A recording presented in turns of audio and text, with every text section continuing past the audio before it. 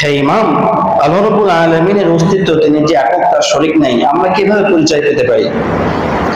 ইমাম শাফিঈ রাহিমাহুল্লাহ তখন উত্তর দিয়েছিলেন, তোমরা কি তুত গাছ দেখো নাই? তুত বৃক্ষের পাতা, তুত বৃক্ষের পাতায় দেখে লক্ষ্য করো, মৌমাছি যখন তুত বৃক্ষের পাতার কাছ থেকে রস সংগ্রহ করে, তখন ওই রসটা নিয়ে মৌমাছির চাকে যাওয়ার পরে আল্লাহর রাসূল সাল্লাল্লাহু আলাইহি ওয়াসাল্লাম যখনই দুরূদ শরীফ পাঠ করে, তুত গাছের পাতার রস নিয়ে মৌমাছির চাকে গিয়ে যখনই বলে আল্লাহুম্মা সাল্লি আলা মুহাম্মাদ সাল্লাল্লাহু আলাইহি ওয়াসাল্লাম, সঙ্গে সঙ্গে মৌমাছির মুখের যে রস, মহান রব্বুল আলামিন সেই রসকে মধুতে পরিণত করে দেন।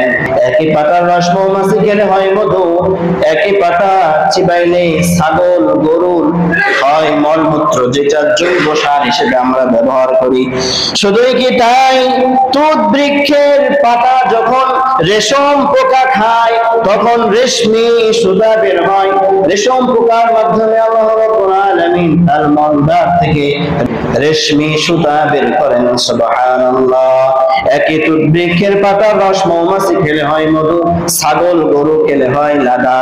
সুতরাং আল্লাহ রাব্বুল আলামিনের এটাই হচ্ছে অস্তিত্বের প্রমাণ।